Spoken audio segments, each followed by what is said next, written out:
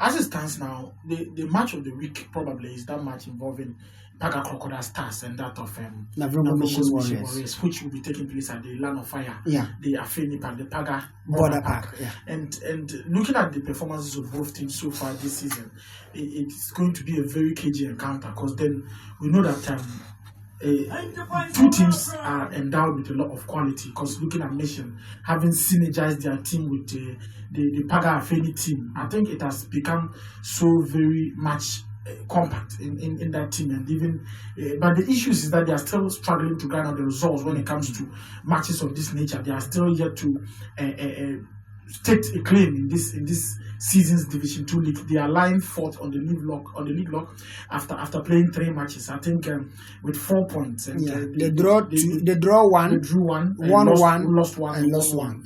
Yeah. So you see that they are actually still struggling. Once Crocodile Stars are yet to even win a match. They are just struggling to still put an impact on that league. And then that tells you where the problem still comes from, because then we still don't understand why this synergy is not bringing out the best in Afeni. So as it stands now, we don't even know whether Navrongo's Mission Warriors would qualify for the middle league like they did last season. That's earlier this year. Yeah. So we don't know what is at stake right now, what is going to happen right now. Last season, by this time of the competition, they were already on top of the league.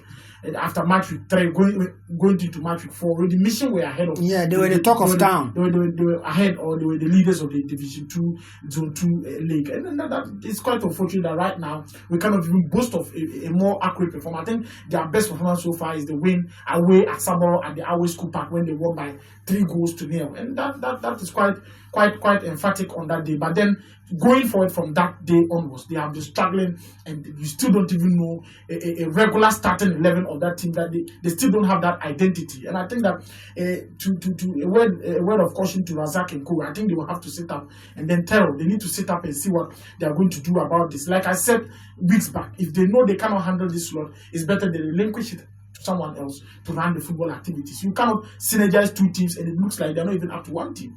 It's quite unfortunate. So I think it's a step in the right direction. For Crocodile, yes, they've also not been that up there. We know Crocodile to be a very well competing team. They are doing so well last season. For the rest of the seasons till now, they have been playing so well. And looking at how they've also started the season struggling and then dropping some valuable points. They played 3 matches. They have only 2 points, and they've drawn 2 and they've lost 1. And that tells you that it's just quite unfortunate for a team of such high pedigree as Crocodile Stars, formed in the 1980s. To have played, they are probably the pride of the entire Upper East region. Look at the sort of football they've played. They are the only club, the second club to have played in the Division 1 league in this particular enclave. I mean the Katsina enclave. And they played all through the season in Division 1. And then it's unfortunate that they will have to be playing matches of this nature, struggling in Division 2, and with two very important Division 1 players who have played Division 1 football, and they are still struggling with it. They have 2 of those players, Prince Kaikari and Tariq Atipaga. And it's quite unfortunate that some of these things are happening. After playing 3 matches, the pride of Paga. And even Osei is one of them. And even Osei is also another. That's about 3. And the pride of Paga for how many seasons? Not only Osei, Saudu as well. And they have a lot of experience in that team. It's quite unfortunate that they are struggling like that. The likes of Saudu, who is even the captain of the team, now is even given to Amos. And you don't get what seems to be happening in the sort of football they are playing these days. Because we all expected that teams such as Crocodile Stars and Mission should have been struggling for who will be on top of the table. Yeah. But it's like there is no 9, no 10, and one is languishing somewhere around the 6th, the other one is languishing around 4th. And it's quite unfortunate. 3 matches in the season so far, and Crocodile are yet to register a win. It's quite unfortunate when our football tends to that. But then I think this weekend's fixture involving those 2 teams would have to take a lot of effort.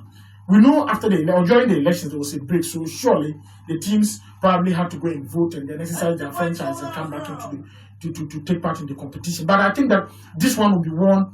It's a battle that will be won for the team that has the desire to win. Okay. The team that stayed active. More. Yes, The team that stayed active even during the election break. And then let's see how this one will go. But I think I'm seeing a slim win for Crocodile Stars away. Probably their first win at the Paga Japan or the Paga Border Park, because I think they haven't won there. They have never won there. Probably it will be the first time they are winning there. Because if you look at the sort of football that Mission played in their last encounter against Real Busa, and going forward they had a break. Probably, I'm sure they were not training properly. and then they are none of those two teams train during the break. Let's face it, we are not going to hide anything. Well, but I think none of them train. I still see activity at the Paga Town Park. Do you call that one training? But at least I see them being active. Okay. So we don't know what will happen. At least they will claim that people are on the park. But then the truth is that I think in all sincerity, the sort of football that Mission played against Real Busa, that they were lucky to get away with a draw. If they play that same game at the Paga Border Park against Crocodile Stars, probably they will find themselves wanted, because you have speedsters such as Tariq and the Oscar on the wings, and they are always going to be there to cause a lot of trouble for you. So I think that it will be difficult for them to actually hang on to this one. They will have to be realistic onto themselves and tell themselves that, look, where this game is going, we have to be serious or we'll get relegated. This match last season, it gave us a classic encounter at the Crocodile Park, where Bruno had to score a fantastic screener. Yeah. This season, none of these teams are on form. Yeah. Whom do you think will be the danger man for each of these teams? Sincerely speaking, I think Bruno haven't been the best of late. I don't know what is going on, because he's still struggling. I don't know whether Neymar haven't even seen him around. I don't know. He hasn't played a match. He played only the FA Cup. Yeah, but apart from the FA Cup, he didn't play the league match again. And the FA Cup is like he scored 2 goals. I think the Mission's best bet would be Zay. Do good. I think probably that would be their best bet. Okay. Because if you deploy him on the right side, that will actually be a lot of defense. Yeah, it will actually be a very difficult with his pace and strength. And that very fantastic upper body strength. If he's left 1v1 with Amos or whoever is going to play at the right back, it's going to be very difficult. Because of late, Prince and Saudu have been pairing in the heart of defense, and then Amos goes out to the right. I think Money will go up to the left, and then that is what Money will have a problem. Surely, because I think that probably that will be a bit difficult. So I don't know whether they will send Amos there just because they want Amos to man Xavier. Because if you are leaving Xavier against Money, you see, you can't compare the two. It's so unfortunate. It's going to be difficult for Money to track him down. Because upper body strength, ball skill, living pace, he will beat him for everything. And I think Amos is quicker than Money. I think so. So I think that's going to be very, very difficult for Mission. So I'm seeing that Mission's best bet will probably be on Xavier to actually run the game for them. As for Crocodile Stars, you know their danger man as usual. Historic Atipaga. That boy is something else. That boy doesn't even deserve to play in Division 2 football. I've been saying it. He's one of the few players, along with Rooney and Koda. I think they are far advanced than the Division 1 league self. They can actually even play in the Ghana Premier League if they get adequate, proper management and then proper nutrition, and they are given proper attention. They play fantastic football. So I think that Tariq is the star man. Oscar on some days can also just pounce in, get into the penalty box, and he's very tricky. He's very tricky, and he's also so good. And I think that their midfield is also very good. Sometimes with Sofiano coming to support, support Keche and Co. I think it kind of the team is kind of. But I think the danger men in that Crocodile team probably would be Tariq Atipaga, and then that of Oscar. See, there are those who are always popping up with some strange goals when it comes to matches of this nature. So tactically, which team would you think will be more tactical than the other? The truth is that if you look at player for player, quality-wise, I think that looking at the Mission team, having synergized with Afeni, have a lot of quality, except that the team has no depth, because some of the boys are not even willing to play. We don't know what is happening. But if they want to assemble the entire team to come for that match, I think you will understand that it's a very good game to watch. But I think tactically, it's going to be won or lost from the technical area. In case some bad substitutions are done within the game, it can cause a lot of issues. We all saw what happened against Wiaga United. Crocodile were leading, they were playing well. After 1 or 2 substitutions, the game went bad, and then Wiaga found their way back into the game, and then it ended in a draw. Same like Wiaga in the FA Cup. Yes, same as Malma in the FA Cup against Mission. Wrong substitutions, and then the game went to penalties, and then Malima people won and took the game away to the Upper West region. I think that is going to be won from the technical area. The decisions from the technical area will actually impact the football that is going to be played on the field. So I think that going forward, the two teams or the two coaches should understand that you must only substitute when it is extremely necessary. You don't go to a match with substitutions in your pocket.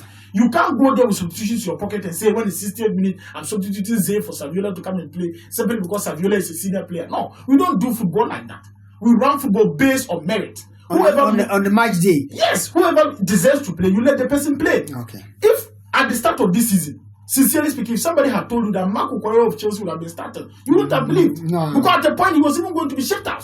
Yeah. Because people said, oh, Ben Chilwell has become Levi Colwill is around, but no, but their shield, Axel Disasi. And now he has been a key part of the team. Now he's even a keeper. You cannot start. You cannot mention. Look, David said Renato Viega could play left back. Do you understand? But still, you are talking about all these things now. You cannot mention the Chelsea's first 11, potent first 11, and you will add Marco Correa. Yeah. So that is what we are talking about. So I think the mission team needs to understand this. You don't go to a match with substitutions in your pocket. Study the game, understand the context of the game before you make meaningful and impactful substitutions into the game to actually get the results.